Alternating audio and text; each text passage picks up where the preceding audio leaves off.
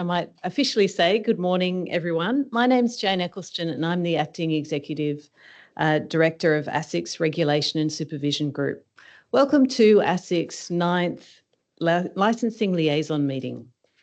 Before I begin, I'd like to acknowledge the traditional owners and custodians of all the lands on which we meet today.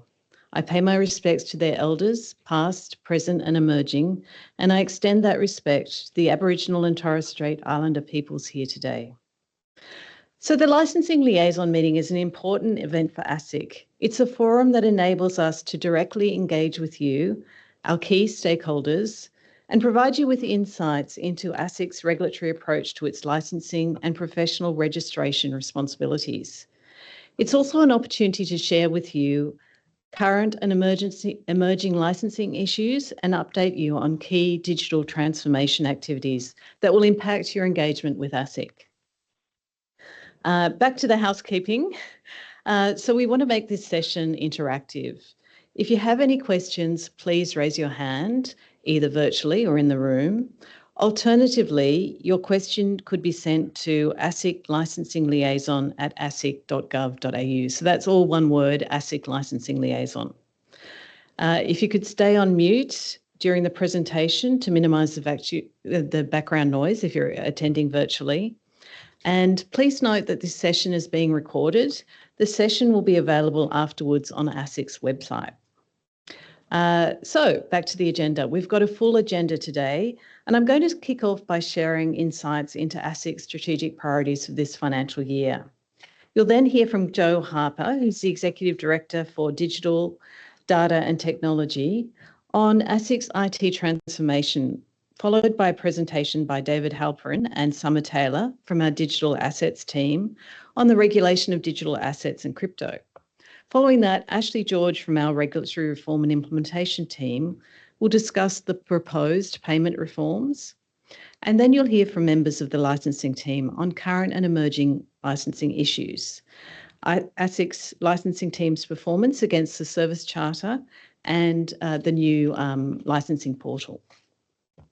So turning to the strategic priorities, our work for the financial year is guided by a set of strategic priorities which are set out in our updated corporate plan. Cost of living pressures, climate change, rapid technological transformation and demographic forces are reshaping the needs of consumers and businesses. These factors in our operating environment have helped inform our strategic priorities. We have 5 core strategic priorities guiding our work. So these are a blend of new and existing priorities, and really it's around these that we have an expanded program of work.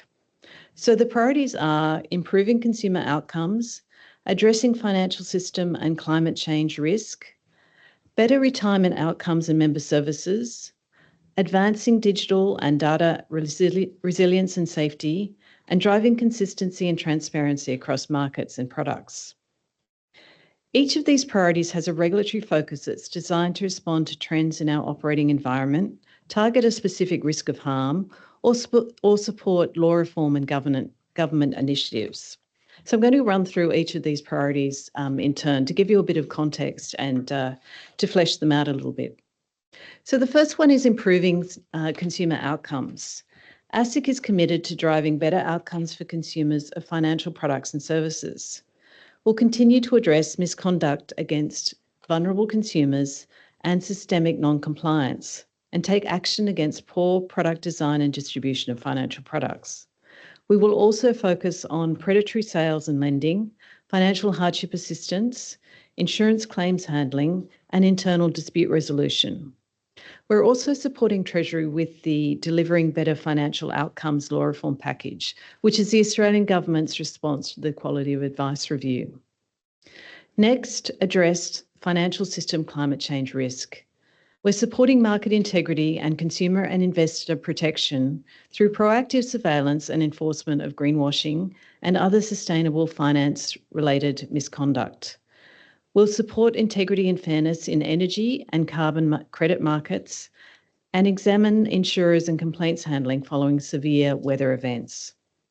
We're also supporting the government's sustainable finance strategy, including the introduction of a mandatory climate change related disclosure regime for large businesses and financial institutions in Australia.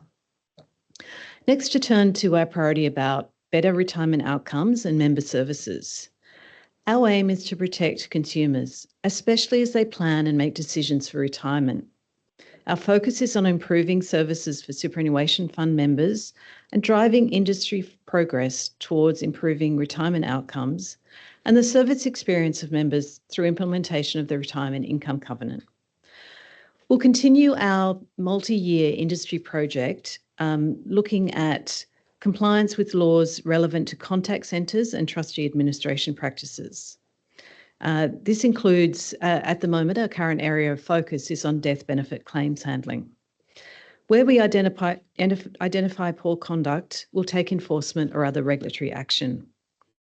Our next priority is advanced digital and data resilience and safety. So we're focusing on the impacts of technology in financial markets and services, driving good cyber risk and operational resilience practices, and acting to address digitally enabled misconduct, including scams. Key activities include monitoring the use of AI by licensees, disrupting misconduct involving investment scams, and implementing a supervisory cyber and operational resilience program. Finally, we have a priority which is driving consistency and transparency across markets and products. The integrity of our market is fundamental to maintaining trust in Australia's financial system. ASIC has introduced this new strategic priority aimed at driving consistency and transparency across markets and products for this reason. We'll examine the growth in private markets, report on market cleanliness, and implement trade reporting rules and competition in clearing and settlement services rules. We'll continue our focus on reporting and audit firms, including carrying out surveillance of financial reports of listed entities, unlisted entities, previously grandfathered large proprietary companies, and superannuation funds. To improve confidence in audit quality, we're also reviewing audit firms' adherence to independence and conflict standards. So that's quite a lot, but ASIC's work is not limited to those core strategic priorities. We'll continue a range of regulatory and enforcement work to advance our vision for a fair, strong and efficient financial system for all Australians and tackle emerging issues as they arise. You'll hear more about key licensing issues and developments later today, including the recent milestone of ASIC granting the first licence through our new licence portal. And that's timely for me to hand over to Jo Harper to discuss ASIC's IT transformation initiatives. So thank you very much for attending today. I'm going to have to step out to attend another commitment, but I'm sure you'll find this a rewarding session today.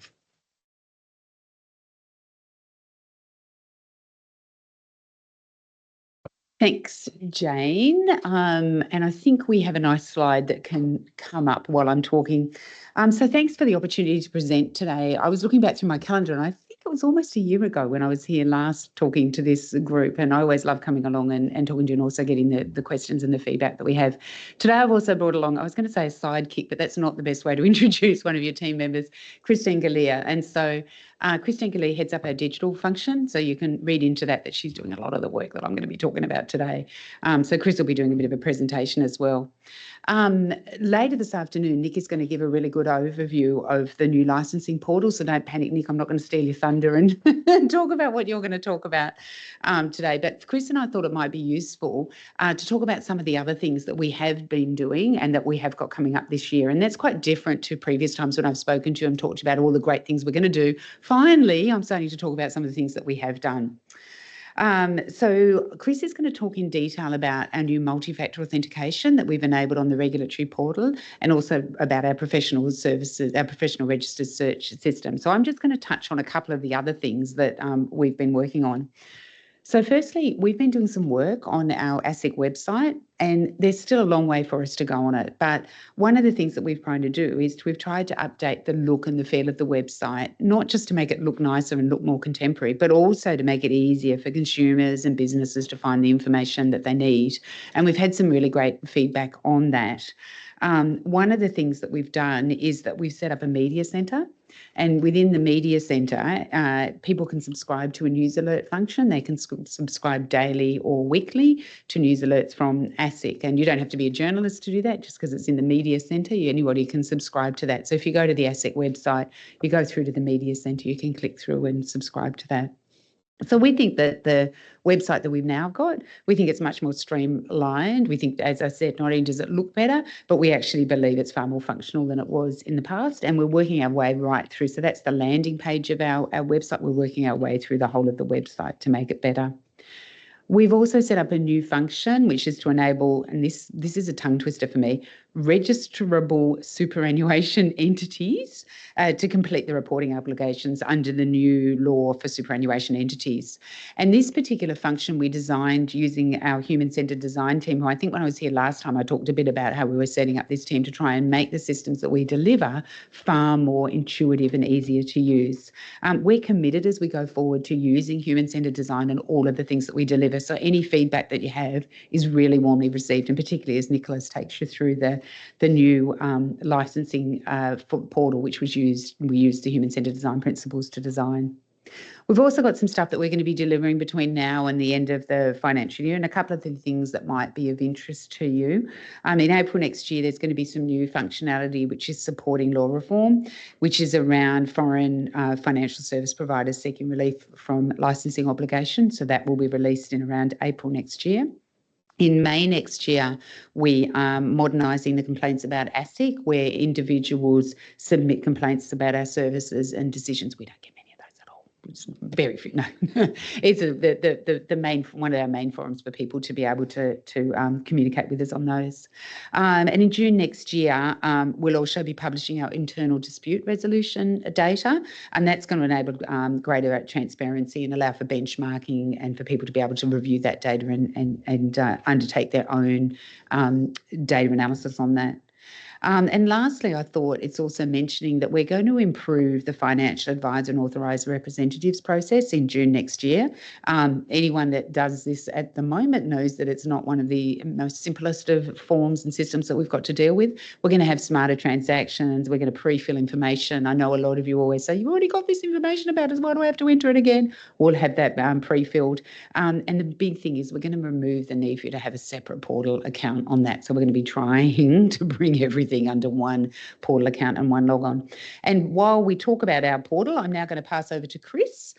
She's going to talk about MFA and professional registers search. And then if we have any, we'll have a little bit of time at the end, depending on whether Ping's giving me the nod or not, in case anybody has any questions. So I'll pass over to Chris.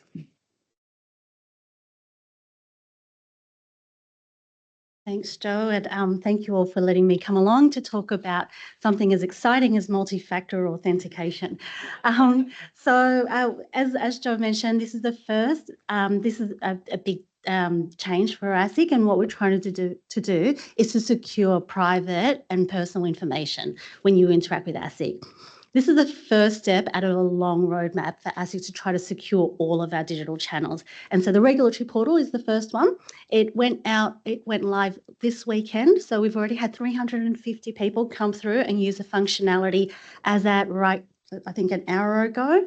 But this is actually following a pilot session. So we invited a number of people to join us and to use the regulatory portal and use the functionality and give us feedback. So we know what kind of support we need to give and whether the functionality is actually fit for purpose. What we're hoping to do over the next couple of months is to release the Authenticator app option, because we know that a lot of people do prefer that over email. The next thing I wanted to talk about was the professional register search. So hopefully many of you have gone through and tried the beta site. We've had a lot of feedback from users. We went out to beta in June, and we're hopeful that we can exit out of beta in December. But a lot of changes have been made as a result of the feedback that we've already found. So there are some functions that will be completely different to the way that you see Connect Online search across the professional registers, such as financial services licenses, credit licenses, auditors and liquidators. But in the new year, we'll also be releasing the paid search functions, which is essentially the ability to download extracts of professional registers currently available on Connect Online, but hoping to move that across to the new modern technology.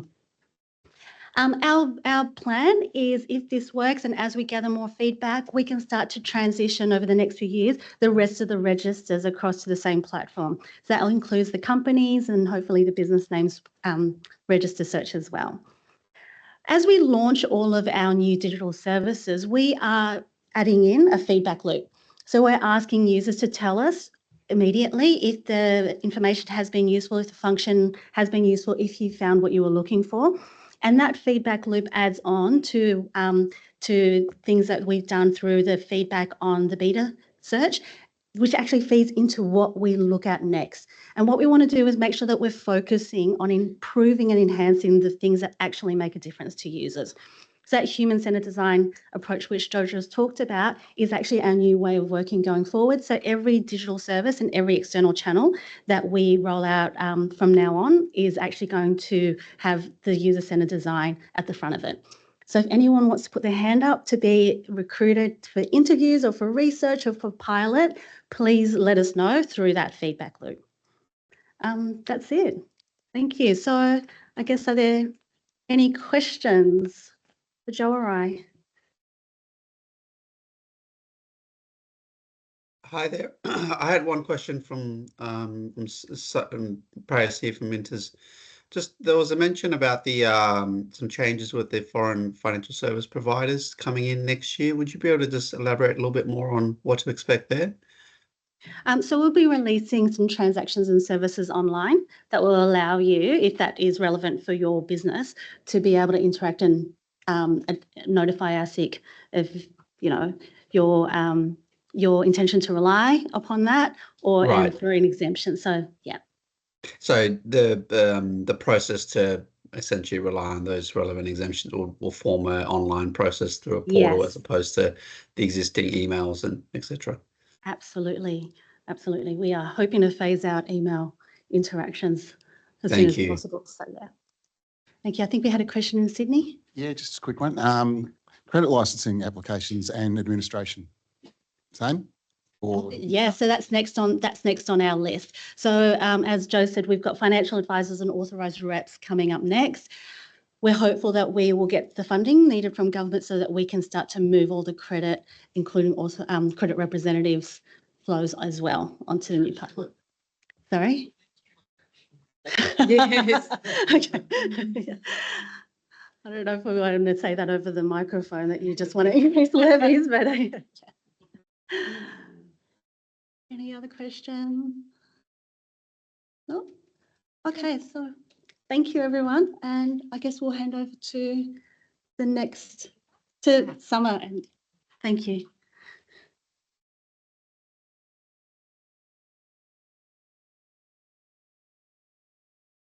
Hey.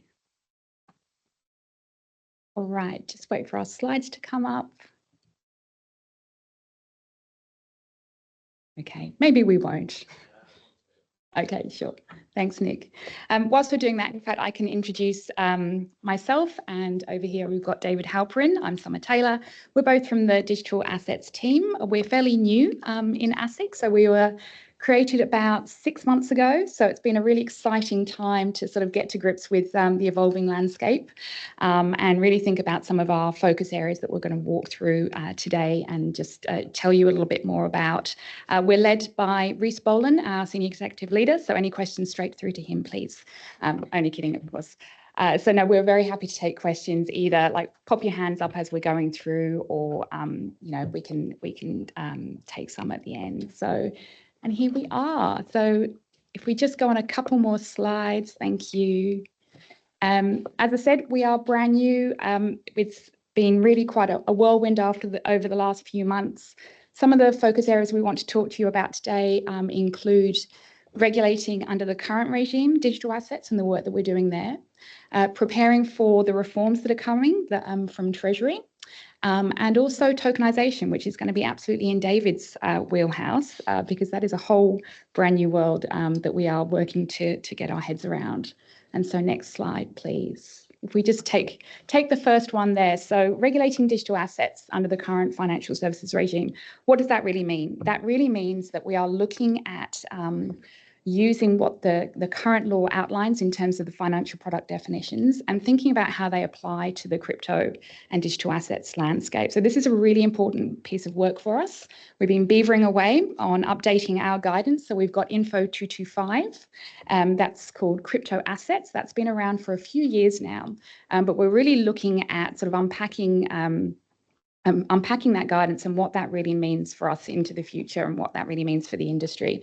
So we've been working hard on that. We've been doing lots of engagement. We're really listening to industry, and we'll talk about a little bit more about that in engagement in a little while, but working hard on that and at the same time running in parallel our own assessment of tokens, where we're looking to build our understanding of those tokens and how they really sit against the current regime. So that's a really big piece of work for us, and where we think that why this is really important to the future of digital assets, that it enables us to understand what tokens and what digital assets are out there right now that could be financial products under the current regime, and sitting outside of that, what may then fall under the new DAP and DAF reforms that are yet to come. So that enables us to do an important piece of work now to disrupt any unlicensed activity that we might see, and at the same time provide industry with clarity. That's really important for us. That's what we've heard from industry. That's what they need. That's what they want, and that's what we want to be able to provide them in terms of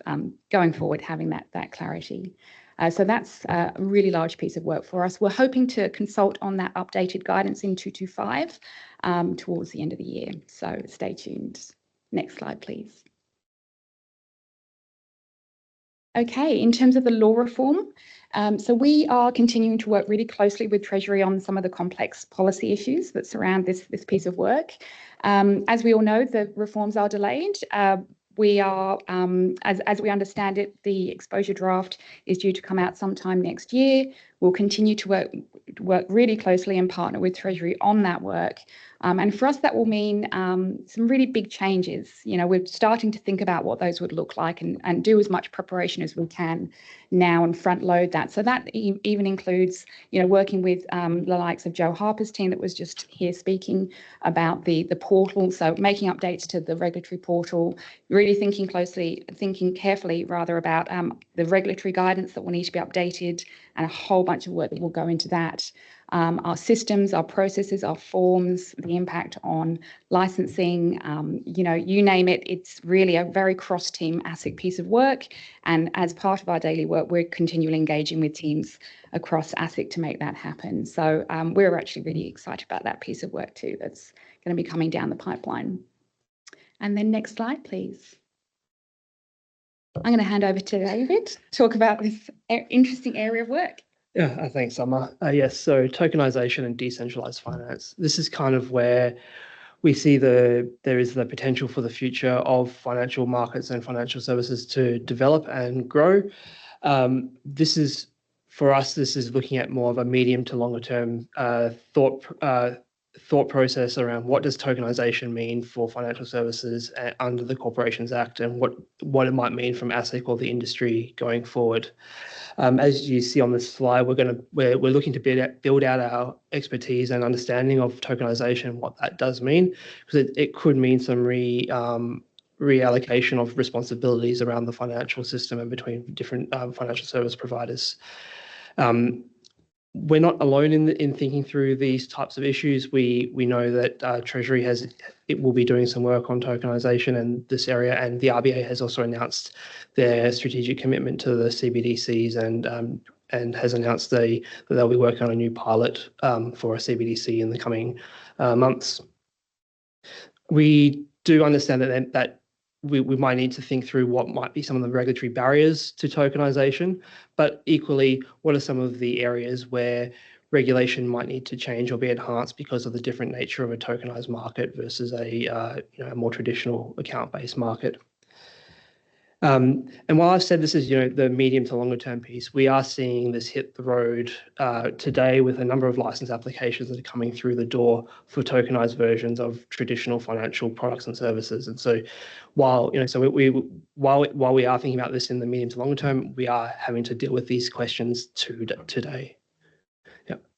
Yeah, is there anything I was gonna say, probably what underpins all three focus areas that we've just walked you through is really thinking about how we engage. So whether that's with industry, so we are starting to do things like this very type of meeting, but in the digital asset space, we've started a digital assets liaison meeting to enable industry to hear from us, but also ask questions. We engage on a one-on-one basis quite often too with members of industry that come and reach out to us. We're engaging across the agency to make sure that we're taking ASIC along for the ride with so many different teams impacted by the work that we're doing.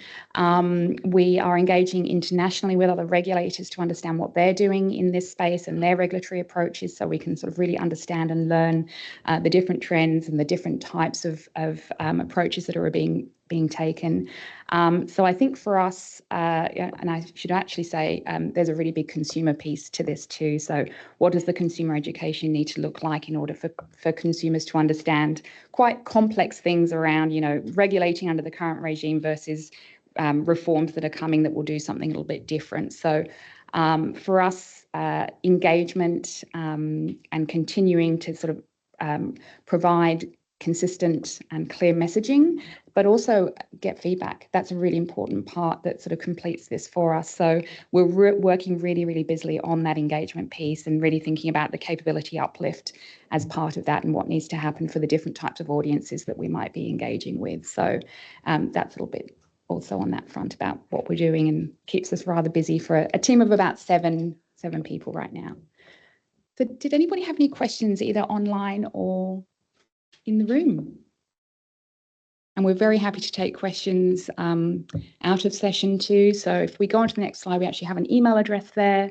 Always reach out. You can contact us via that. You can send any questions, I'm sure, to Peng and his team, and those guys can send them through to us too if something sort of stands out at you after we leave. But anything? Question from Prayas from Inters Online. I know Alan at the recent AFR summit had made some comments around the crypto guidance being updated shortly.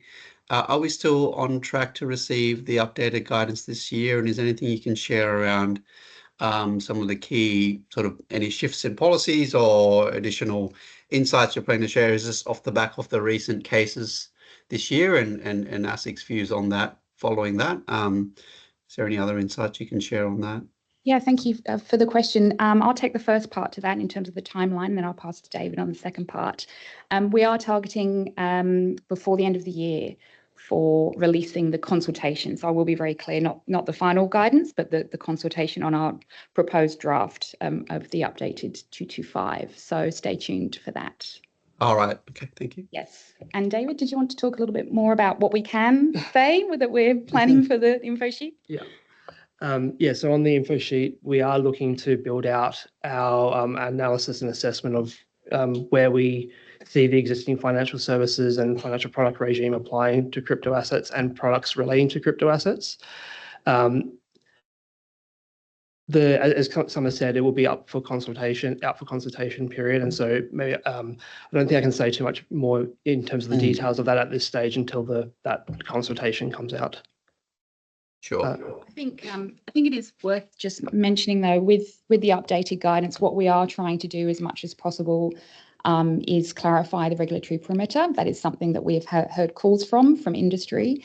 And it's something we're very keen on making sure that is clear and is an objective of the updated guidance. And I think we're also trying to do it in a way that communicates really effectively and clearly in the way that we even describe, and use our words. So we're hoping that it will provide that clarity that everybody is seeking, and we're working very hard to do that. Appreciate the updates. Thank you. Thank you. I think we've got one more question in the audience, just for those online. Hi, both. Just a really practical question. It sounds like this is going to be dropped just before Christmas. Is the consultation period going to accommodate that? And have you got an indication as to how long you'll have the consultation period open for? I think it's a very good point. And yes, we are very cognizant that dropping something possibly just before Christmas sounds like it is, just everybody's, the gift that keeps giving, right? A Christmas gift. So look, we will definitely make sure that we allow ample time for that consultation period. We know that, this is an important piece of guidance, and we want to make sure that it's well considered and that we allow people time to give us feedback. Yeah. And do we have time for one more question? Hey, sorry. Will the updated guidance, I guess, include any guidance on DCEs or crypto exchanges looking to apply for an AFSL at the moment, or is it kind of more in the future plans that that'll come in?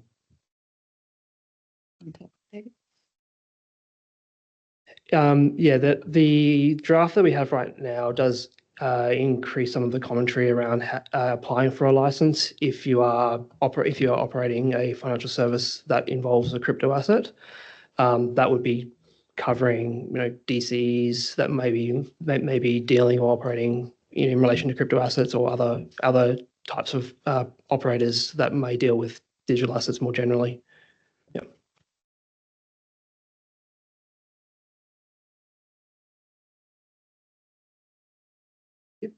I think that might be it. Okay, well, thanks so much, everybody. We are passing on to the next session, introducing Ashley.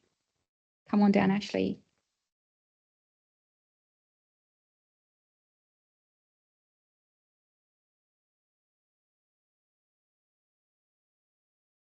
Hi everyone, my name is Ashley George and I'm a Senior Specialist in ASIC's Regulatory Reform and Implementation team working on payment system reform. Today I'm going to be giving a short presentation on the law reform process, which is currently underway to license payment service providers.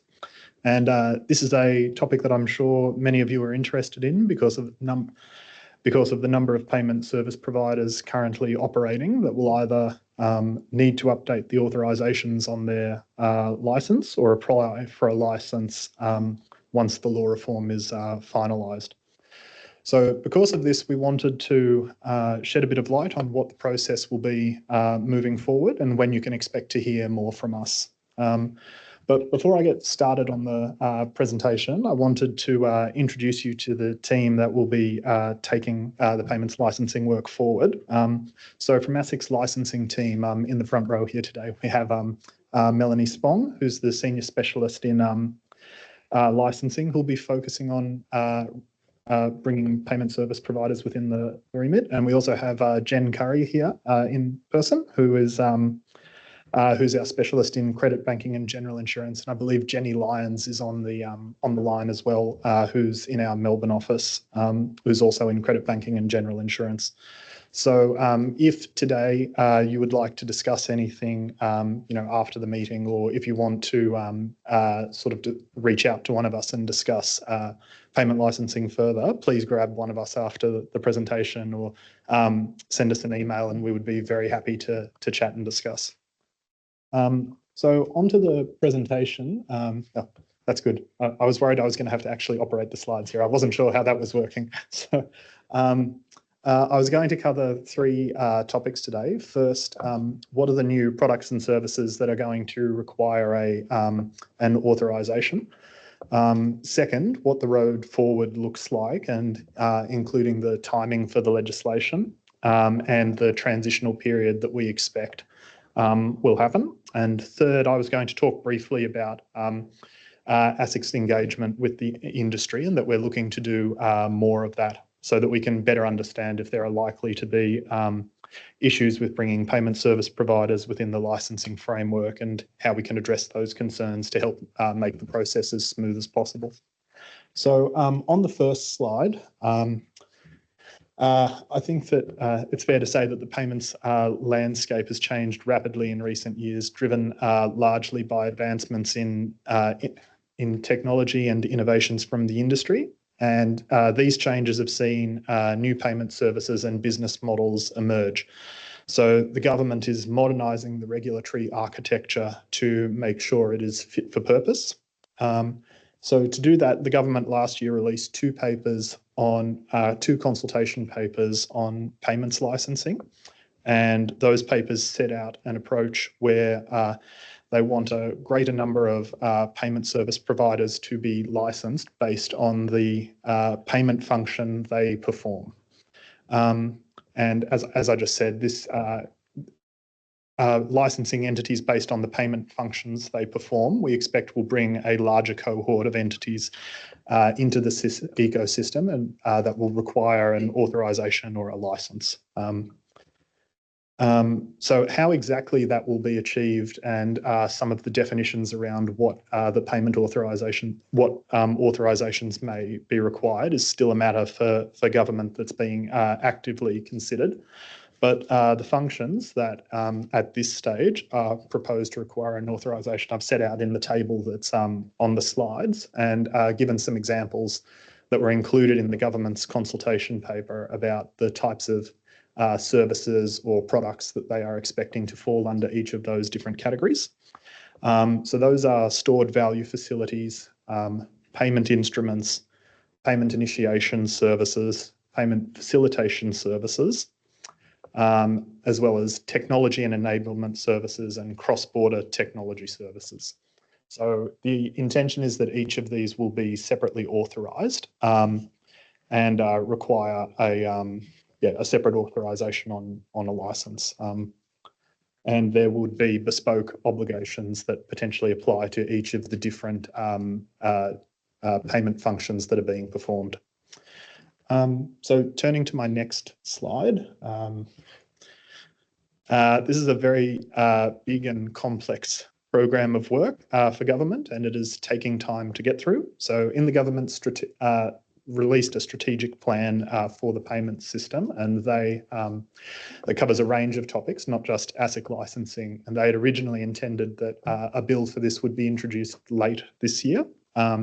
It's now looking like that is unlikely to happen, given the stage of where we're at in 2024. So, and we're in regular contact with our colleagues at Treasury, and at this stage we're expecting a consultation on an exposure draft bill sometime in 2025, with a bill introduced hopefully sometime next year.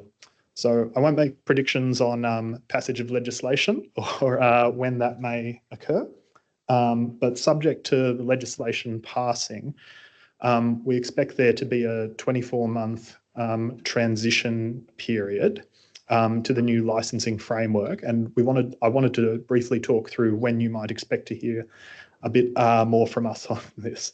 So, so just going through the transition period now, in the first 12 months following passage of the bill, we expect that that's a preparatory phase for ASIC and for payments businesses, where during which time businesses can continue to operate without getting an authorization or a license. And during this time, we'll go through and update all of our, or we'll start the process of consulting and updating our existing guidance and any legislative instruments that are required for us to make in order to give effect to the new licensing framework. In parallel, we also expect that the government's going to be consulting on a second tranche of legislative reform, which will include a review of the e-payments code, which is going to be made mandatory for payment service licensees. So that's what the first 12 months following passage of the bill should look like, and we anticipate consulting on various products in that time. In the second 12 months of the 24-month period, the legislation will kick in, and we can then start accepting applications and commencing the licensing process. So for existing licensees, we would expect that you would need to notify ASIC and update the authorizations on your license. And for current entities that I set out before in those 6 sort of new categories that are currently unlicensed, they would need to put in an application to ASIC during that period, but they can continue to operate during that period. So then looking at what happens following the 24-month period, if in the event ASIC hasn't determined an application, we just wanted to say that our expectation is that entities will be able to continue to operate and rely on the transitional relief until such time as applications are determined, which is a similar approach to those of you who are familiar with this, with the recent license, with the process for debt management firms that were recently brought into the framework. So finally, turning to the last slide, I just want to touch on engagement and outreach that, we're looking to do in preparation for licensing. So we're currently in the process of building up our team, and we've recruited a number of experienced payment folks, some of which I introduced at the start. And we want to understand and get out there and understand issues that prospective licensees are going to face during the licensing process, particularly those prospective those entities that are currently unlicensed. So we understand that many businesses may not be operating with a license now, and it may be difficult for them to meet some of our standard requirements around things like experience of responsible managers within licensed businesses and other similar things like core financial requirement proofs. So those are a few examples that we've sort of heard in our engagements that we've had to date, and we want to understand if there are other examples and whether we can provide guidance or take a bespoke approach if necessary to any of those issues, given that we do expect there to be a large cohort of these businesses. So we want to hear from you, and if you have questions or other licensing related issues we should be thinking about, please let us know. And this is still at the stage in the process where the policy and the design of the regime is still very much with Treasury. So I'd encourage you also to engage and discuss with them on substantive policy issues relating to the legislation. But we're always happy to also have discussions about that in here and understand those issues to help better inform our process for bringing PSPs within the regime. So I might just stop there and see if there's any questions, or happy to take questions afterwards as well, if that helps. But, yeah. Yes. Just a quick comment from myself, again, Prayasi from Minters. Just in terms of the engagement piece, I think one of the areas that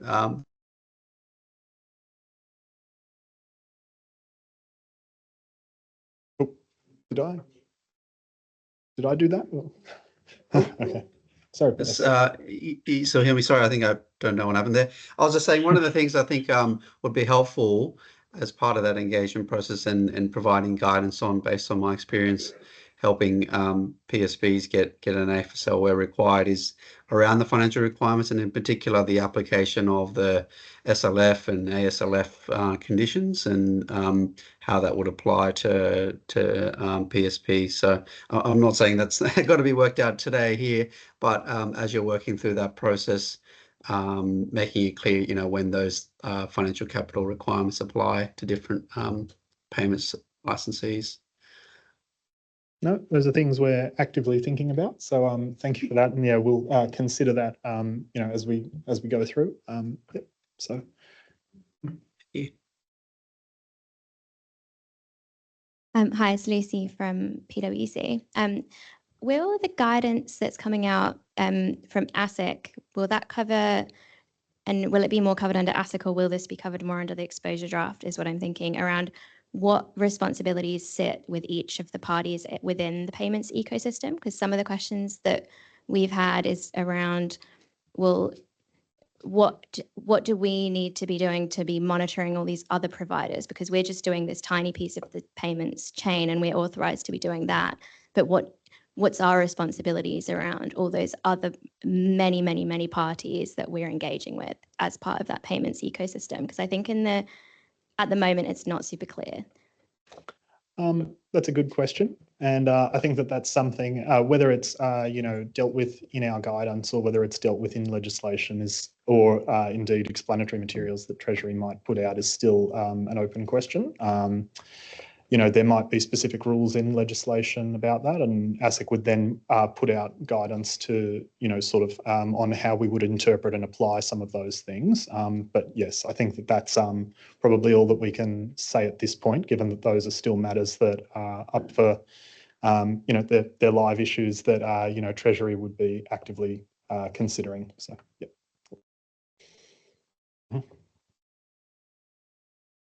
Are there any other questions? Just one more from me. With the RMs, do you expect there's going to be a recognition of experience in unlicensed businesses when it comes to meeting ASIC's experience requirements for RMs? I think that it's we sort of set out there that it's an issue that we're aware of. It's something that we'd have to consider later, but I think that we're like I said, we're actively considering that issue and whether something like that would be necessary or not. But we're not in a position to sort of confirm that at the moment. So, okay. Well, with that, I might hand over to Peng Li, our Senior Executive Licensing. So, nice. Thanks. Oops, sorry.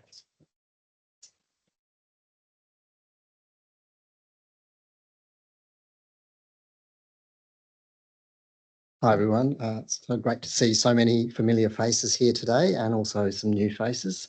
It's always good to see, given that we've been running this program now for over 9 years, and as they say, time flies when you're having fun. So it's great to be here today. And I'll also, since I've got the floor, I'll just take an opportunity with no assurances to anyone that ASIC's comms team often asks for photographs to include in the annual report. So since you're all facing me at this moment, I'll take an opportunity to take a photo. Okay, thank you. All right, and I'll just elaborate maybe a little bit on our preliminary thinking in relation to the payments reforms in terms of the last question.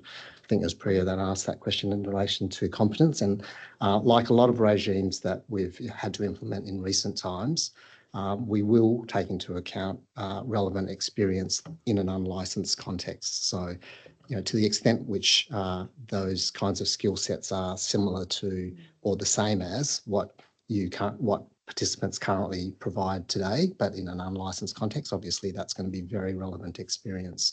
So yeah, as Ashley says, it will depend on what the reforms come through to say. And then in relation to the question about who has legal responsibility, I think, in general, the first principles will be, if you're undertaking an activity as a principal, then you will be the primary responsible person for it. And if your business model involves you appointing representatives to undertake other aspects of the process, then obviously you're responsible, being the person who's authorised those people. But depending on how the legislation works out, it'll compartmentalise particular services to particular authorisations, and then those services, if that's what you're authorised for, that will be one which you'll be responsible for as the licensee. So kind of, we'll need to wait till the detail comes out, but I think that's kind of first principle basis will be the same.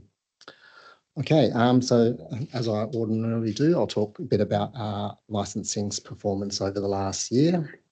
And you'll see from this usual pie chart summary that the breakdown of licensees and audit applications is pretty similar. We've had a bit of an uptick in auditor applications, but the ratio of AFS versus credit remains pretty similar. So most of our attention is still focused in relation to AFS work. Now, Nick Bonas has kindly put together this other slide. So this slide you would be familiar with on the material on the left is in the A5 selections of business activities that applicants will select, and you can select up to 4 of these.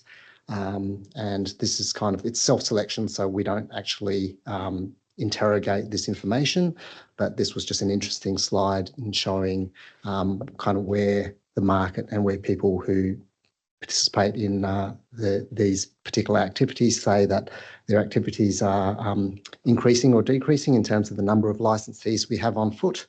And obviously carbon markets is one of the big areas which is looks like a high growth area, and the area which is the most reduction has occurred is in relation to the accountants and getting their limited licenses to provide advice.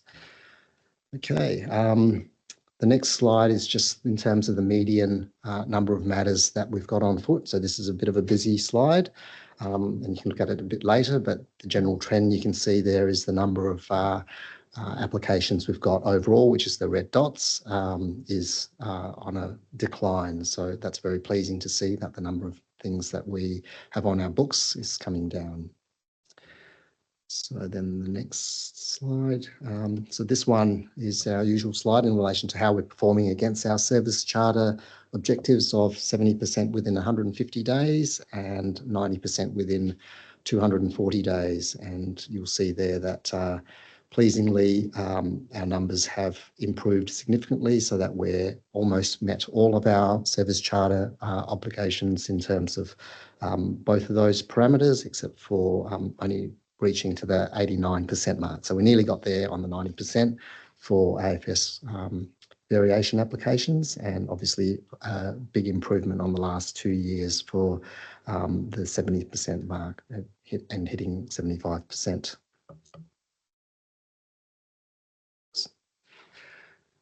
Okay, so this is just in terms of the number of days that it's taking us to get through the applications, and I've highlighted in blue there very pleasing results in terms of the double-digit days that we've been able to reduce the number of days it's taken us to get to these threshold requirements, with only just a slight increase in the number of days to get to 25% of applications. So very pleased with those results.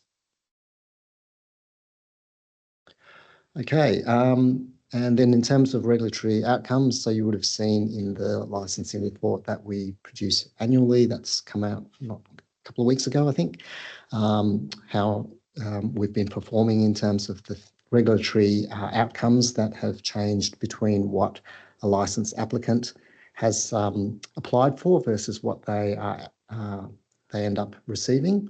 And the key one, obviously, to call out there is in relation to the imposition of a key person condition in a significant number of instances there. Thanks, Nick.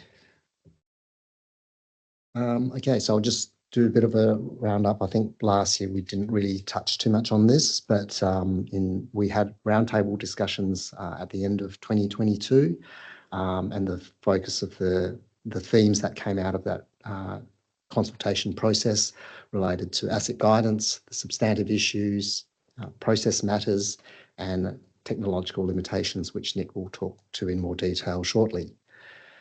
In terms of ASIC guidance, so lots of people asked us to review various regulatory guides, and the good news is, next slide please, Nick. The good news is that we are looking at RGs 1 to 3 and 105 and also 240.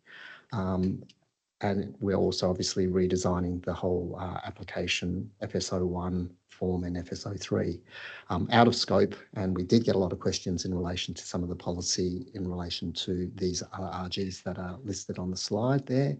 We're not specifically going to be reviewing those areas, although we will be looking at where we can provide some additional guidance in relation to the application of that guidance where it might be a bit unclear. For example, the one that was mentioned earlier in terms of the payments and the financial requirements that might apply there for the surplus liquid funds and adjusted surplus liquid funds. So watch that space.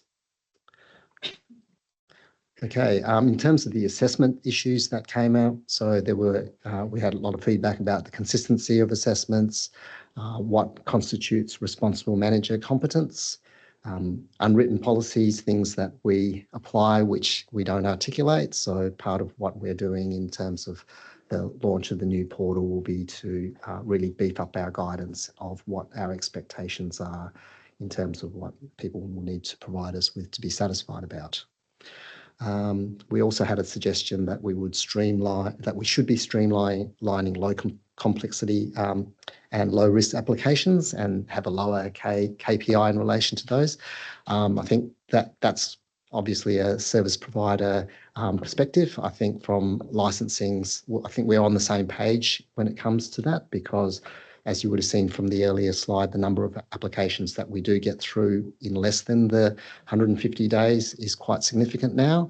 And and you probably find that a lot of those applications do meet that criteria. So we actually get there without having to put in an objective service charter result. And then fit and proper checks. So we've made some recent changes to those requirements. We'll be providing more guidance on when and particularly in relation to variation applications, when that will be necessary. But we've obviously removed the requirement to have to provide bankruptcy checks now. So hopefully that's been of benefit to you all. Okay, engagement and our process matters. So obviously we had feedback in relation to timeliness, and you should have seen from the statistics that that's improved hopefully significantly in your experience. Pre-lodge engagement, so we've opened up the opportunity for people to discuss specific discrete issues with us. It's not meant to be a tie-kicking exercise, but if you have got an issue which you think would benefit from pre-lodgement engagement, then we welcome you contacting us to have those. And we have been running a few of those sessions to date. Identification of analysts and supervisors. I think you've all seen that that's kind of all now part of the course. And if you should have no difficulty knowing who's involved with your application. I think you'll find that there's also a lot more engagement in terms of telephone conversations and a reduction in the number of just email exchanges to be able to reach out to licensing people. Some of the others are a bit on the wish list, but I'll just call out the self-cessation issue for RMs is something which we will be looking at as part of the new build. But for authorised reps, that's kind of part of a bigger picture process, which was mentioned by Chris and Joe earlier. And then the final point to call out on processes is just in relation to the post-assessment survey. So we'll just go to some stats on that, which showed, so we've had a pretty low response for the last financial year, with only receiving 31, which is just under 5% of the number of AFS applications that we've received. But the results there are very pleasing, with 28 being either very satisfied or satisfied with their experience. The data from July to date has shown that there is an increase in the number of people who are prepared to respond to our surveys, and we really encourage you to do so that we can really think about how and what we're doing and how we could provide a more efficient and better experience. And there's some comments about things which we're doing better, and areas also for some improvement. Okay, next slide. Thanks, Nick. All right, so this is a scorecard from what we said at last year's licensing liaison meeting that we would try and achieve, and most of these things will be covered by Nick in his presentation, so I won't steal his thunder there. So we'll just move on to the next one. And yeah, if anyone has any questions about these after you've had a chance to look at them in your own time, please reach out to us. So the key ones there I've highlighted in blue that are still work in progress. I've mentioned the RG changes and our website information.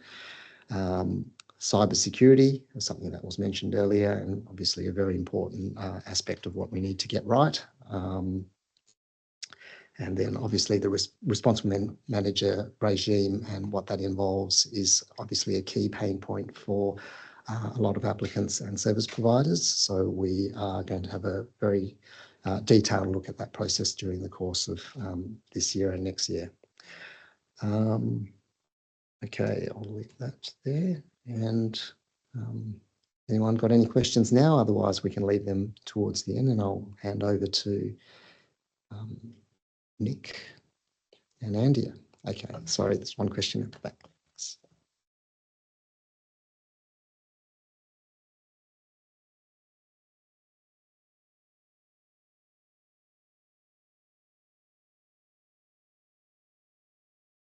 Oh, hi, Jenny Kelly, Tiger Brokers. You mentioned in your feedback that you had a lot of comments around clearer communication and status updates. Have you got some plans that you propose to bring forward on those two issues?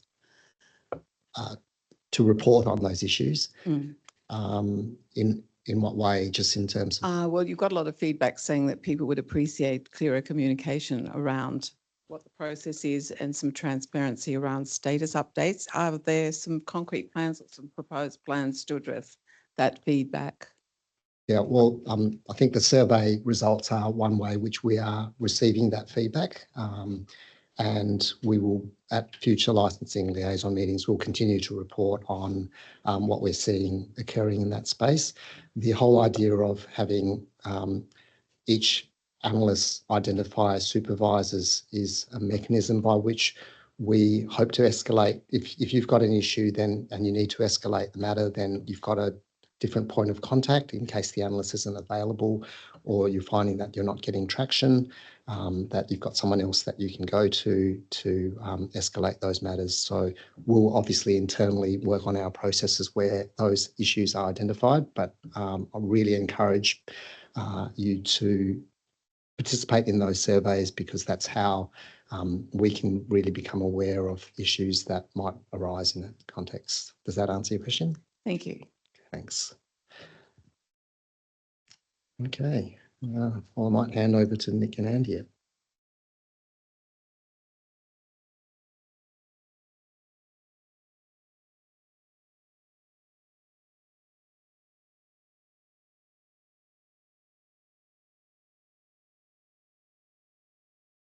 Hi, everybody. Just a really quick reminder for me before I throw to Andia, but I will come back to present on the licensing portal work to date. I flagged this at last year's liaison meeting, but still get quite a few queries in relation to what licensing data exists, what could be done with it. So I just wanted to remind everybody, or for those who haven't heard of it before, data.gov.au has a really good range of data sets for our ASIC's regulated population.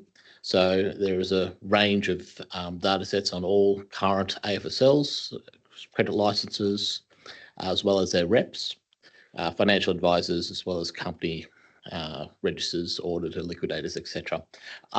Great place to start if you're interested in things like authorizations out there, who's size of entities, how many reps they have. It's all sort of work that can be pulled together from those data sets. So a bit of a plug there.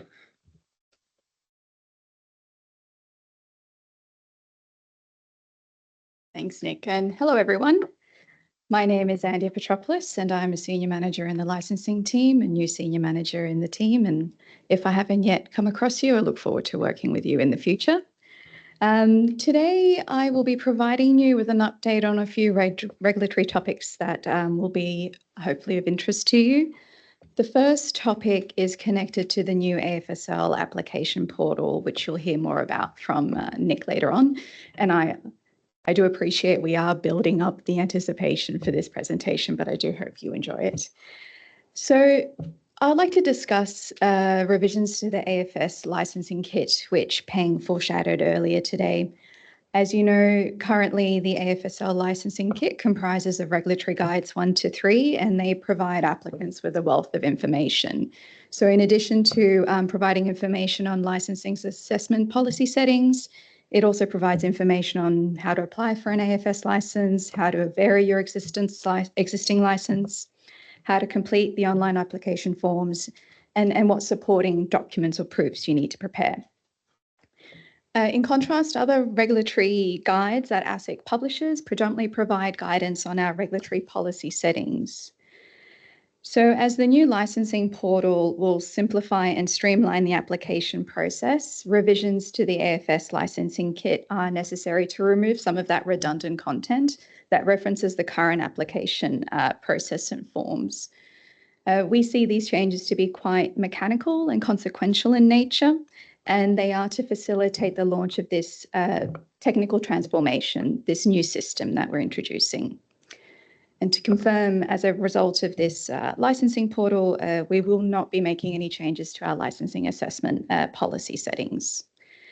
But to continue on with a theme that you've been hearing today, there is quite a busy legislative and regulatory reform agenda. And as a result, if reforms do pass and they may require updates to our regulatory guidance, that is something that ASIC will also be doing. So we will continue to update reg guides to reflect regulatory reform, give guidance on how we interpret the law, and also when and how ASIC will exercise specific powers under legislation. And any changes, as you've heard today, in relation to our regulatory policy settings will, of course, be subject to stakeholder consultation. I might go to the next slide and spend just a moment talking about cyber resilience. So as Jane Eccleston mentioned earlier today, advancing digital and data resilience and safety is a strategic priority for ASIC, and this is the pillar under which our cyber resilience work falls under. So ASIC has adopted a multi-pronged strategy on cyber resilience, which has included activities in enforcement and supervision, awareness initiatives, and partnering with industry to make Australian financial services and markets more cyber vigilant. For example, earlier this year in September, ASIC released a letter to market participants outlining ASIC's expectations that market participants maintain a strong and continued focus on their technological and operational resilience. You may recall as well that last year ASIC issued its first survey, the Cyber Pulse survey, to measure cyber resilience in Australia's corporate and financial markets. Now, survey responses were quite interesting.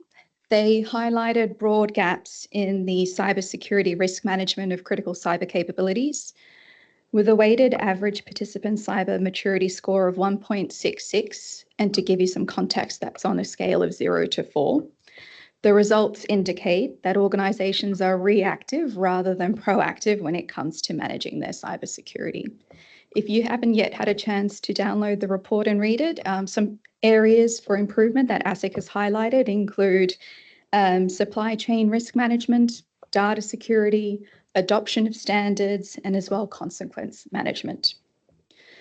So while it's not possible to reduce cybersecurity risk to 0, it is possible to materially reduce that risk.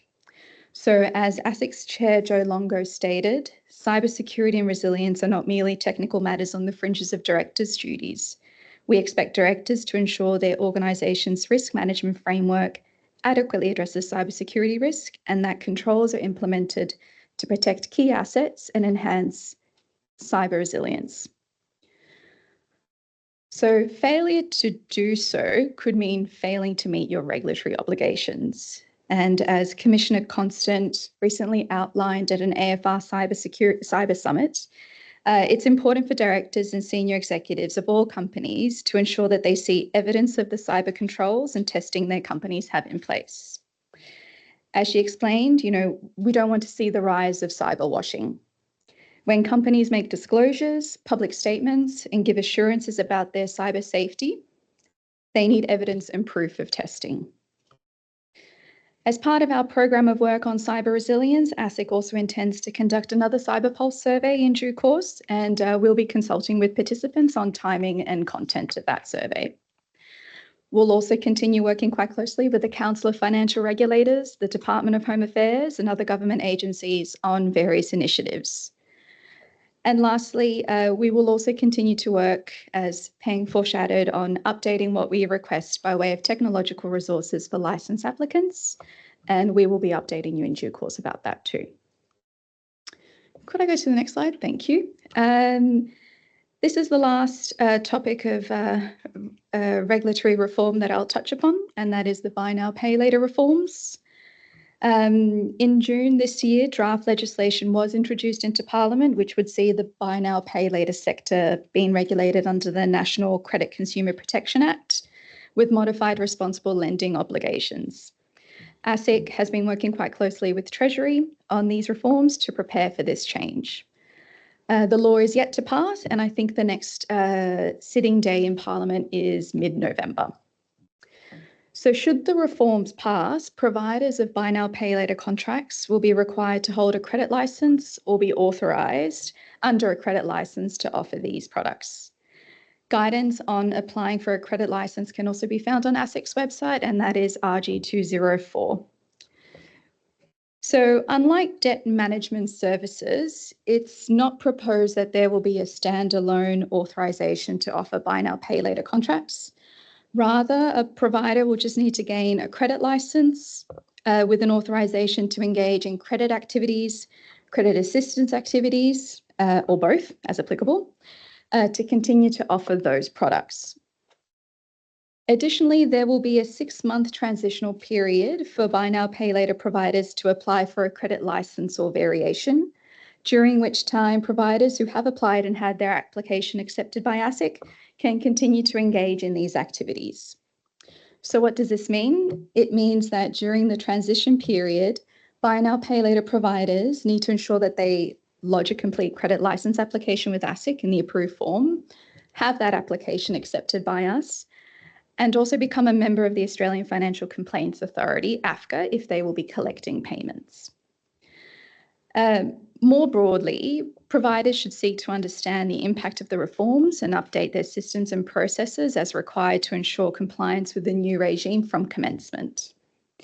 I'd also like to take a moment and also mention that we will likely issue standalone guidance related to low-cost credit contracts, which is what the buy now, pay later falls under. And that this standalone guidance will address the modified responsible lending obligations and other obligations. A running theme for today, it is that guidance that we will be issuing will be subject to further consideration, and we will be, of course, consulting with stakeholders before finalising it. That concludes the section on other licensing issues. I'm happy to take questions at the end to just ensure that Nick also has an opportunity to run through his section, but happy to continue the conversation afterwards.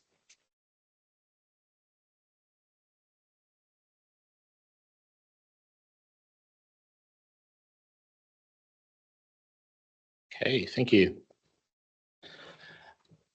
The AFSL licensing portal. So I'm really pleased to be talking today about the portal, the work that we've done to date. There's been a large team of ASIC employees and contractors working on the new portal. So I'm going to go through the benefits we expect to achieve, the timelines for the implementation, some of which have been covered in previous slides. The differences in the current application experience versus the new application experience. And I'm going to also demonstrate live the new apply form so you can actually see what it looks like.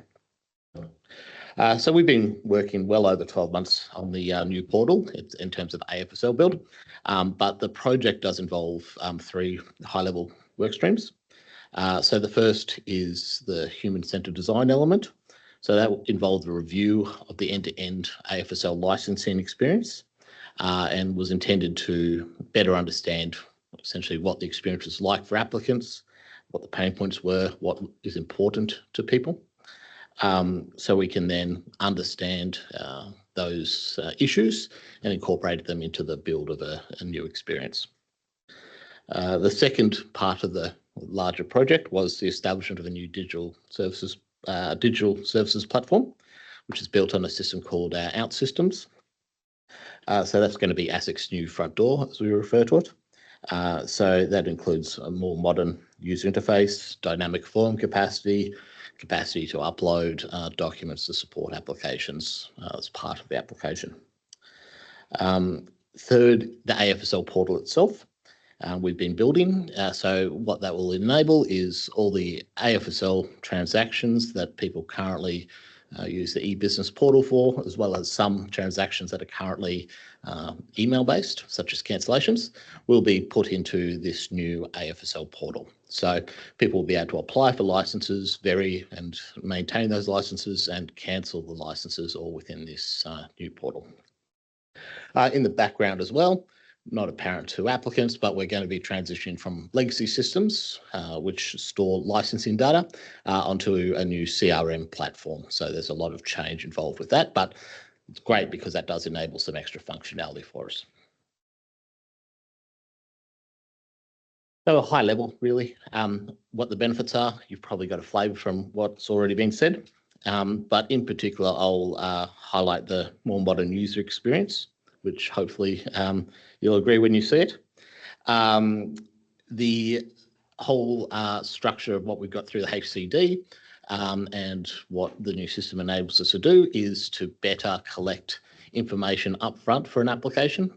So we can make sure that we've gotten the information we require.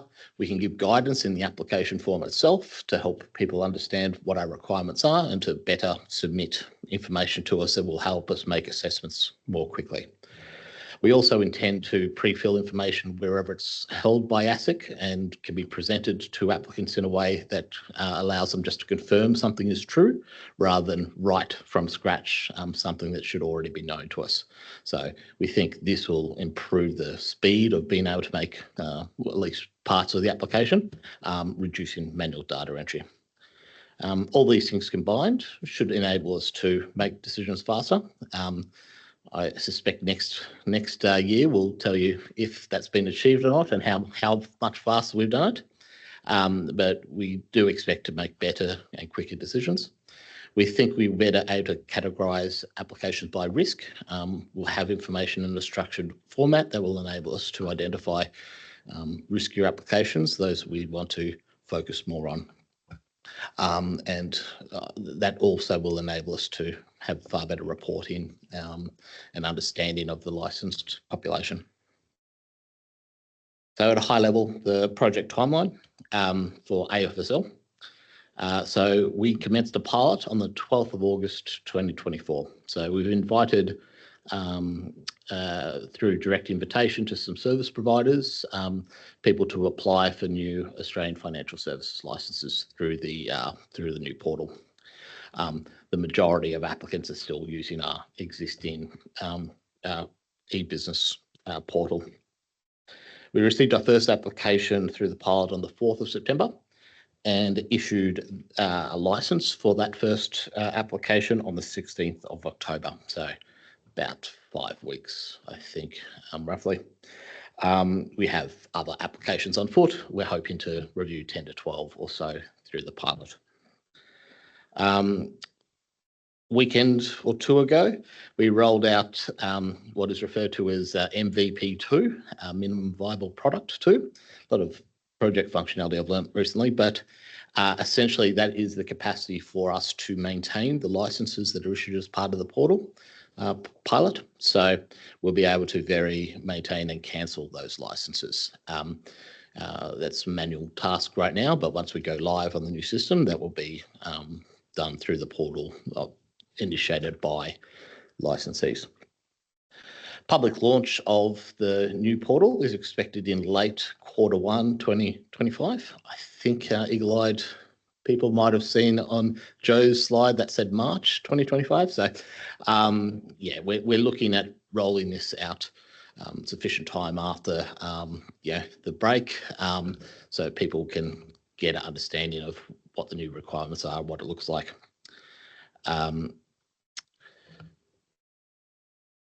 So just before I go to the demo, I thought I'd highlight some of the key differences between the current experience and the new experience. A lot of the pilot, the commentary we've got from people who've participated in the pilot has, some of it has been very complimentary about some of this, and others have said, given us some good feedback about what we should be considering further. So it's been quite useful. So I won't read all this in detail, but at a high level, we are pre-filling information known to ASIC. So about 90% of our applicants are body corporates registered in Australia. We obviously know a lot about body corporates registered in Australia. So we can pre-fill information about who those applicants, fit and proper people are, contact details, a whole bunch of information that's known to us. This can be presented and just confirmed as accurate by an applicant. We've significantly reduced the need for proof documents to be uploaded. So we've moved away from the concept of an A5, of a B1, the B and C proofs. Instead, what we've got in the application form are structured questions. We're asking for the same information that's captured in those proofs, but it's asked in a question-based form. And those questions are only asked if the applicant has selected the authorizations or other, is otherwise conducting the business, which necessitates asking those questions. So hopefully a much cleaner experience. We still, of course, have the capacity to requisition, and there are some documents we're going to need uploaded at least for some time. A criminal history check, for example, is something we can't really build into a structured question. We've moved away from asking for business references for responsible managers. We still might request them on a case-by-case basis if it would help our assessment of competence, but it's not a standard requirement for application. We've also removed financial resource proofs, so balance sheets, etc., from the application form. So instead, what will happen is based on the authorizations, the application will say, based on what you've told us, these minimum financial resource requirements may apply. Does the applicant agree? And will the applicant be able to demonstrate that if we proceed to offer the draft license and requirements? So we found that a lot of financial resource requirements were being re-requested at requirements stage. We can save everyone some time by asking for that later. Fit and proper person information is also going to be collected as part of the application. So really, we're hoping to get away from the need for any sort of documents to be uploaded outside of the application, like when you get the email a week or two later, sometimes, or a day or two later, probably. And hopefully as well, we're going to reduce the number of requisitions for applications on average. Now, because of the new backend, the new CRM, the new structure for licenses, we're also able to do some other things that change how you can apply for authorizations. So I'll just briefly talk about these.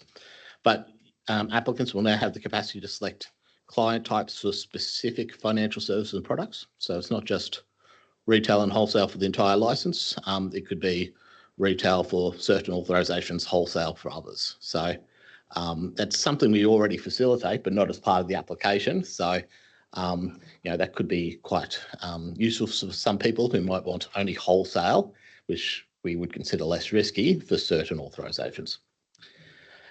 Similarly, applicants can select personal and general advice for different financial products. So rather than just say personal across the board, it could be personal for a product that needs to be personal, but otherwise general financial product advice. We're specifically enabling the capacity to select derivatives and FX contracts for hedging purposes only. We found that was one of our most common authorizations. So if it's for hedging purposes only, we consider that much less risky. We ask far fewer questions if you limit your authorizations to those. Capacity to select both deal issue and deal arrange authorizations for different products. So it's currently not enabled by the form, but it's something we have accepted and tailored licenses in the last couple of years. And then both the questions asked in the form and some guidance text will be dynamically presented based on information that we know and what the applicant has told us. So I will demonstrate that now.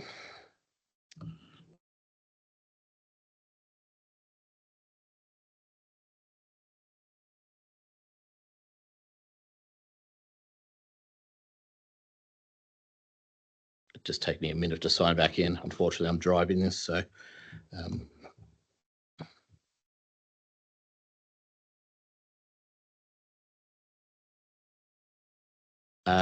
happy to take any questions while just to fill this minute. Anyone has any right now?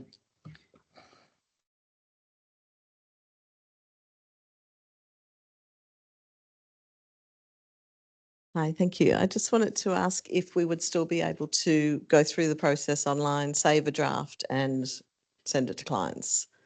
Because when we last talked about it, that functionality wasn't there yet. Yeah, it's something we've heard from pilot participants is very important. Sure. It's not available as the pilot as a kind of a complete package. You can work around and do it. But yeah, we've heard that as a really important need for people. So it's something the project's looking at. I have a quick question. Hi.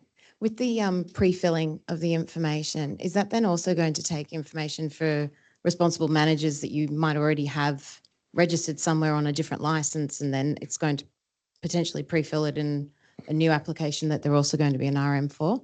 RMs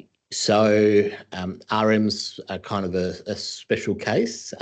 As you know, the information on the 6,700 licenses we've currently got is an old system. We don't have that there.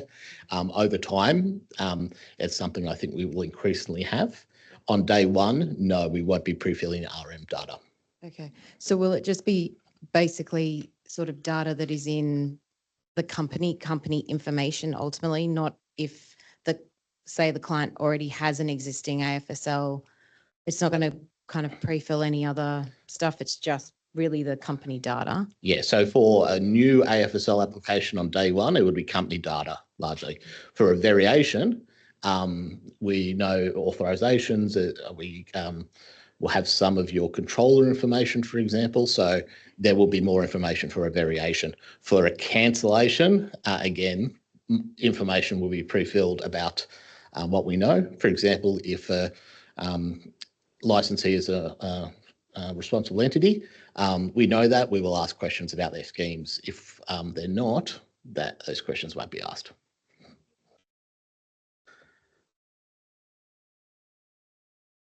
Okay, we're in.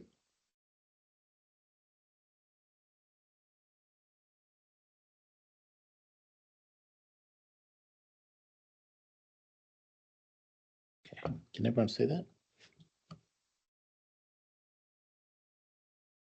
Okay, I assume that's a yes. So this is a license application I've already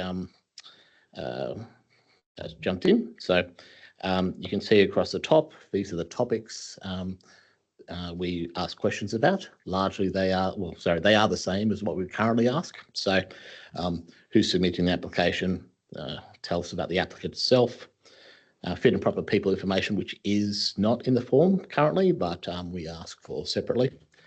We ask information about the business, authorizations, RMs, compliance with the general obligations, and then additional information if it is relevant to the specific applicant based on what we've been told.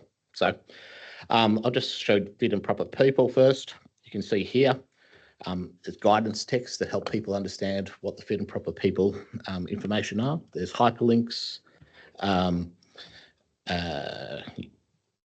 and here we can see what fit and proper people would be associated with the applicant. This would pre-fill information about directors, for example, of a body corporate applicant. I've already put my information in here. So here we can add this information. We could include proofs that are required, say criminal history check could be uploaded through here. And it's a very short demonstration, but so if I say I haven't added all my fit and proper people check, I'll get a little pop-up that tells me actually you've got to add other people. Far more sophisticated pop-ups exist. For example, the use of restricted terms if you haven't selected the right authorizations to justify those. So we've tried to build logic in to help people and make sure that we get complete applications. Our goal really would be to reduce the number of pre-lodge rejections we get to near in zero.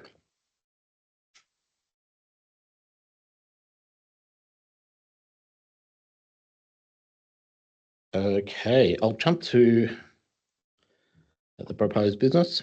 So you can see here there's navigation screens on the left. Now this part on the left will adjust depending on what's been selected by the applicant. So this accommodates standard FFSP, as in the FFSP license or foreign AFSL regime, limited license regime, and also trans-Tasman mutual recognition if you are the right type of applicant earlier. So I'll just click this. And then, yeah, you can see here, pretty similar to the current application form. You can select the type of clients. If you intend to limit some of the authorizations by client type. So yes, no, I'll just say yes. And the type of authorizations you're seeking to provide. So I've just selected provide and deal. Just to demonstrate briefly, if I click additional information, because I've selected really basic authorizations, no additional information has been requested and I jump straight to contact details. However, if I select to operate a scheme, we obviously ask a few more questions about that. So I will save that. And then you can see here, scheme operator has popped up on the left as a navigation button. But also if I click on additional information now, I get asked additional questions about operating a scheme. So this hopefully eliminates the need for all those B proofs, all the C proofs. Essentially, if you fill in this information, and if ASIC hasn't made a mistake in so far in designing this, we've got what we would consider to be a complete application.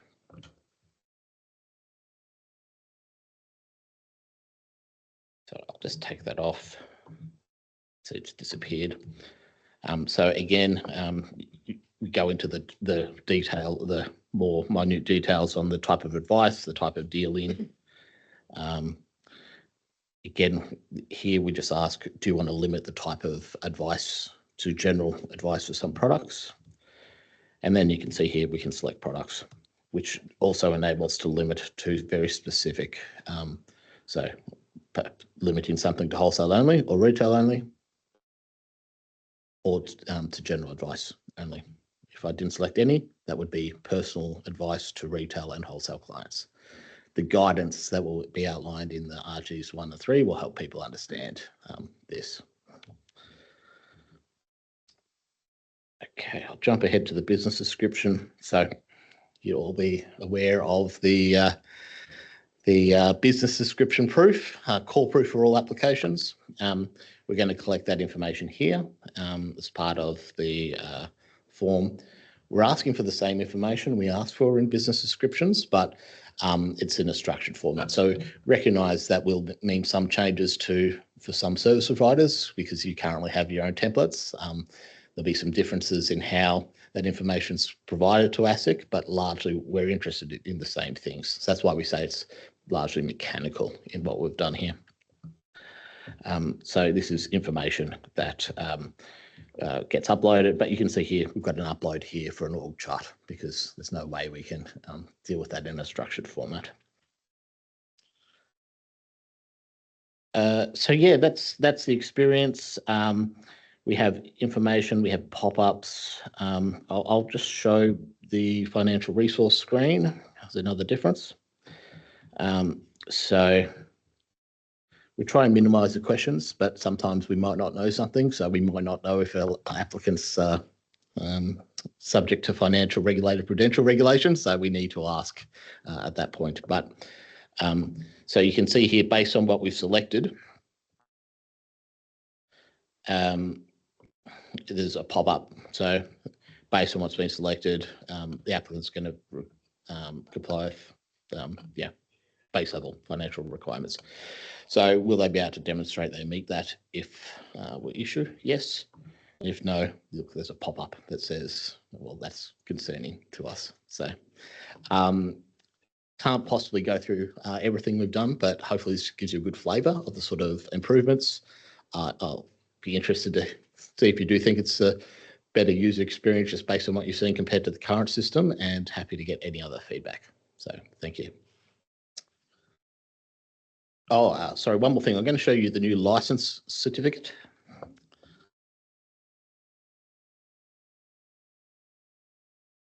Yes. Okay. So, we've got a we've got a new CRM system. So capacity to relook at how we issue license certificates and the information presented. This is a blacked out copy or a de-identified copy of the first license that was issued.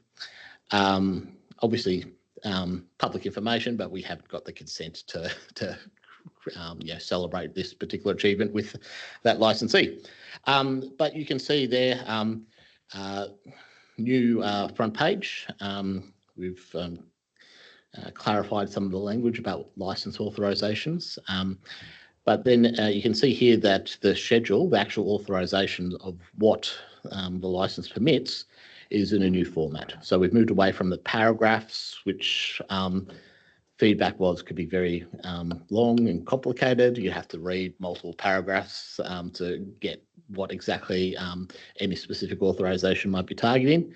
This new tabular format is hopefully a bit more easy to read, certainly once you get used to it, I hope. And then, yeah, you can see here there's a clear differentiation of the client type for each level of product and service. So column A there, that's the high level type financial service. Then there's subtype of service, so provide advice, personal advice.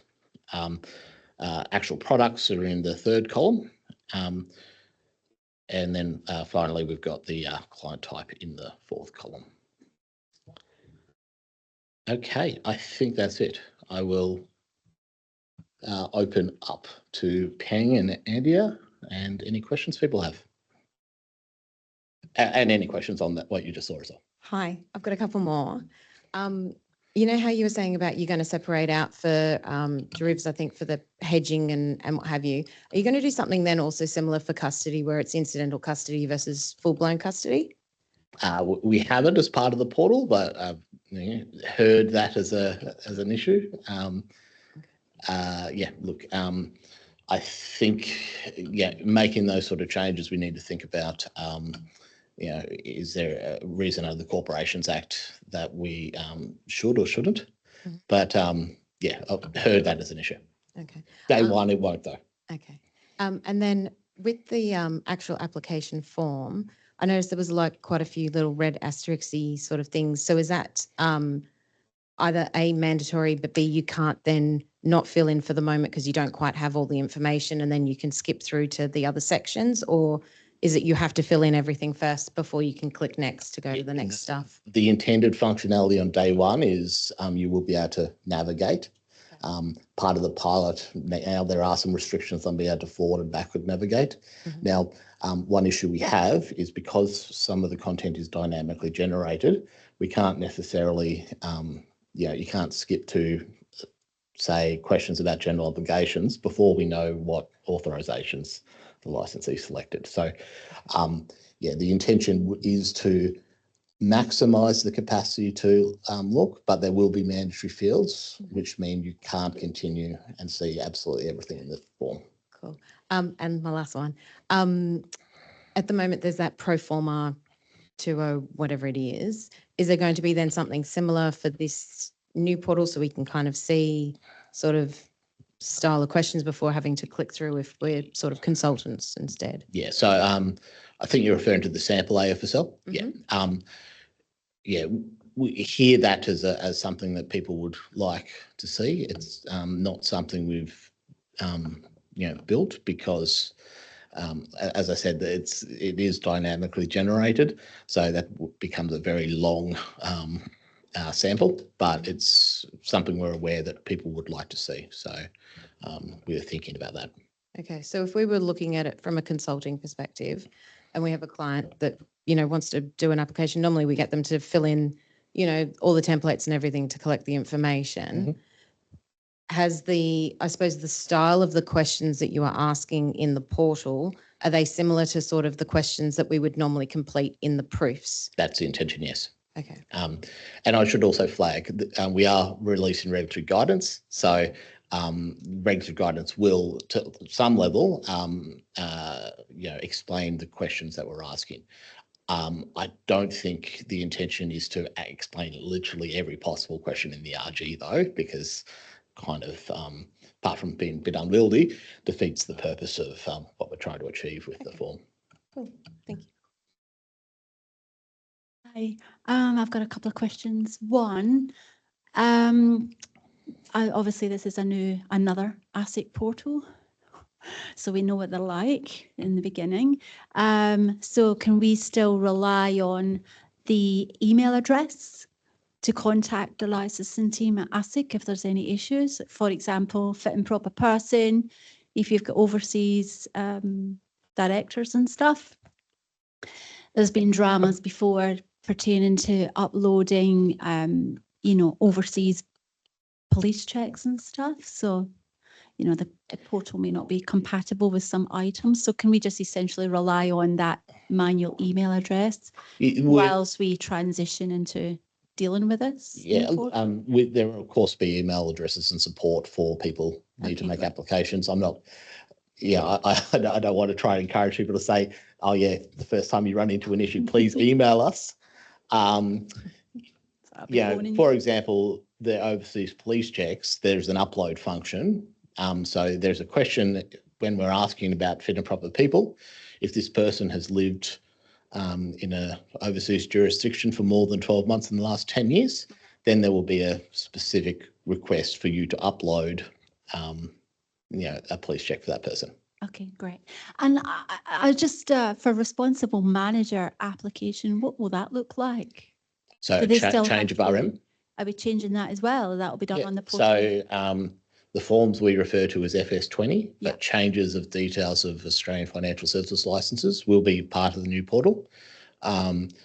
We are essentially splitting out, so they're all different forms because they ask for different things, and we don't need to present, change of EDR details, for example, if someone's just telling us about a new RM. So the transactions will be split, but it will still be completed. Largely, the information we're going to be seeking is what we currently seek. So tell us about their RM, tell us the RM, tell us about their qualifications and experience. Give us a criminal history check, give us a... And that statement of personal information at the end, at the moment, that's still going to be retained, is it? Yes, statement of personal information will still be requested for all, RMs, yes. Okay, great. Okay, thank you. Sorry, hi there, quick question. Is there a test environment where we can play with it over the next couple of months?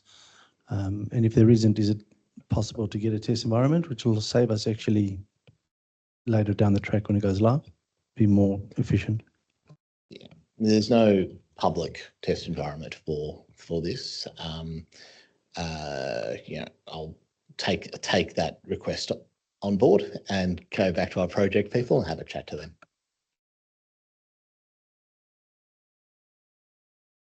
Hi, Nick. It's Prayas here from Minters. A question just about the foreign AFSL, and I know this is, of course, subject to a bit of uncertainty with the bill still not passing to implement the new comparable regulator and other exemptions. But does ASIC have a indication of whether that foreign AFS license regime is set to continue even if the new FFSP bill goes through? Well, that hasn't quite been considered, because it seems to me that it's sort of a duplication of the new comparable regulator exemption. But just wondering if ASIC's turned its mind to that area yet. Thanks for the question, Priya. Yeah, the idea will be that the class order will lapse and that everyone will fall under the regime that's in the reform that's going through. So does that answer your question? I suppose, does that include the foreign AFSL regime? Will that essentially be revoked as well, or will that continue on? It'll be replaced by the reforms. Oh, okay. Yeah. Okay, good to know. Thank you. Yep. Just got a few questions. And I'm sorry if people are getting a bit hot under the collar in here, but the air conditioning isn't working. And I've just looked at the temperature. It's at about 25 degrees. So I've opened the doors. It's not a signal that I want you all to leave, but I'm just trying to let some air into the room.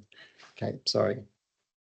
Sorry, my question relates to the organizational competency that I thought I saw in earlier slides. You said there might not be the need for it or no longer needed. Does that mean this will be built into the new portal? And how does the new applicant will answer that question? So organisational competency will still be required. It's just that we're going to look at what the relevant requirements are and looking at the 5 options that are available under RG 105 and seeing whether we can provide better guidance and whether there's more examples that we could provide as to what we would accept as competency rather than people rolling the dice with competency that doesn't actually fit within what are very clear formal requirements. For example, the training requirements, or if someone's come from overseas. So we're trying to work on providing clearer guidance on that. Does that answer your question? Yes, thank you for saying that. I have another one, if I may. Sure. It's related to, I think it was mentioned earlier about whether we have a demo version that we can train on. I'm thinking, would you issue a video learning on how to use the portal, or, you know, and how to navigate through it? And whether the portal will allow me to save as I progress through the form, and maybe, you know, save the information up to that certain section, and then go on, you know, waiting for certain information or waiting for documents to come through. Would I have that functionality available on the new portal? So, yes, you'll be able to save as you go along.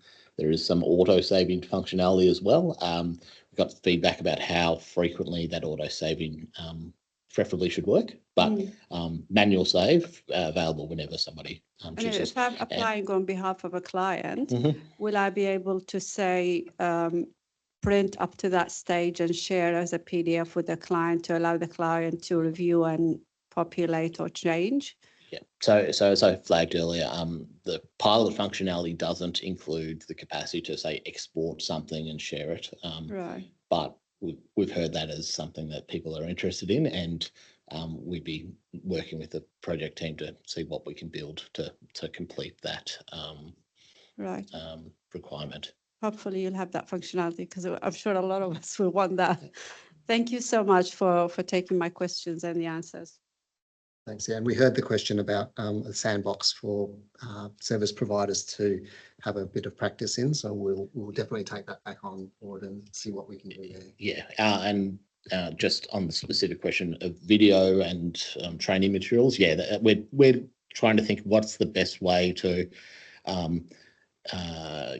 explain and get people up to speed on the new system. And we're not just looking at, here's a regulatory guide, read it. There are other, we're trying to explore other methods, and this comes out of our HCD learnings as well. Yep. So the portal project has got a change manager, and part of that process will be to make sure that everyone's brought up to speed in order to be able to apply effectively. Okay, sorry. Thank you, Ron. Thank you, Nick. I'm Celine from Clyde & Co. So our question regarding the new portal, whether there's a functionality to check the status of the application. You know, once we submit it, then we could have like a timeline, like the status where you finished the first review, and then maybe have a like communication platform saying we might providing supporting documents in relation to RM. Yeah, thanks for that question. There is a status update that is built into the portal that we have. It currently doesn't go to that level of, yeah, we've considered this and the next step is that. So at the moment, application has been submitted. We've received the application for lodgement and it's been assessed. We've got into requirements. It's at that level. Understood that people are very interested in status updates. We hear that. Of course, there are other factors that we need to consider as well. So yeah, thanks for the question. Thank you so much for your taking my questions. That's all. Thanks. Okay, thank you. Yeah, so just on the milestones thing, so there's obviously the key milestones, and what the new system will do will be to have all of the communications that currently takes place by email, that will all be embedded in the portal. So hopefully, in relation to the question that was asked earlier about status updates, hopefully through the process of having all that communication in there, that applicants and service providers will have a clearer idea as to where things are at. And just coming back to that point about engagement, I just really wanted to make a call out to the licensing team based on the statistics that you would have seen there in terms of our performance. There's been a real increase in the terms of our engagement with service providers, and that's borne out through the objective results. We did have a very high turnover of licensing staff over the last 18 months prior to the last 6 months, probably. Obviously, a lot of you would have been dealing with new analysts as well. And everybody's come up to speed on that. And that's demonstrated by the results. And I was also remiss in not welcoming Mel and Andia to the licensing team. We've now developed a presence in Sydney, and obviously, given the number of you who have attended today, that there's a very significant presence in the Sydney location, and we've got now 9 staff who are based in Sydney, whereas prior to last year we didn't have anybody based in Sydney. So that's and we're also continuing to build our numbers, so we're recruiting more people. For those of you who remember Jared Mithen, he's now moved to another team, so we're currently recruiting another senior manager as well for to build out our ranks a bit more. Okay, and I think there were a couple of questions online, and thank you very much for being patient staying around in this hot room. But the first one was reissuing certificates for existing licensees. So the intention is that we won't be issuing new certificates. Obviously, if you apply for a variation, then you'll be issued with a new certificate with the new format. And then also a question about maintenance transactions. So in terms of the different types of, there's a question about using the different portals. So the whole idea will be that everyone will have a single log on to the ASIC. Is it called ASIC One? And then you'll be able to access everything that you do with ASIC through that one process. So hopefully that will be of benefit to people. And the other one about transactions like FS20s and FS70s being lodged with us, they will also be migrated across, and that was part of what Nick referred to as the maintenance transactions for once someone's licensed. They'll be moving to the new system. A question online? Oh, well, it's okay. Down, okay. Sorry, not too used. How will option 5 submissions be received in the new portal? Option, it'll be the same. It'll be, you'll still be needing to make a submission in relation to why the experience that you're putting forward for the nominated responsible manager meets the standards for ASIC. So there's no real substantive change to what you've been provided there. But as mentioned earlier, we are reviewing the whole requirements and how we communicate what guidance will be acceptable through a review of RG 105 during the course of this next year. Will the 2-factor authentication for ASIC logins be rolled out to all portals? Might have to take that question on board, but I think the intention from the way Chris and Joe were speaking, that yeah, I think the intention is to try and wrap everything all up into one. Okay. Also, sorry, one last question. Hi, I just had a quick question on the new portal. So if we're inputting information in the portal instead of submitting separate proof documents, will we just be restricted to inputting text and simple bullet points, or will we be able to present data in a table or in another form? Yeah, great question. So there will be text and bullet points. For more complex questions, where we anticipate that we'll get more complex answers, I should say, there is an upload capacity. So, for example, tell us about your business. First question, it's text and dot points. And then there's a little thing. If you've got a particularly complex business or there's something complicated you want to tell us, then you have the capacity to upload. So, yeah, we've tried to accommodate that, but tables and some special characters can't be inputted in those text boxes. And there's another question online. Oh. It doesn't beep at me, sorry. Okay. Will multiple people have access to the licensing portal? Yep. So multiple entities can be associated with the applicant. So multiple login entities. And similarly, one person might represent 5 license applications. Okay. If there's no further questions, thank you very much for your time today. We hope that you found it a helpful and informative session. And please provide us with any feedback. We'll be sending out something along those lines to invite any feedback that you might have for future meetings. Thank you, everyone.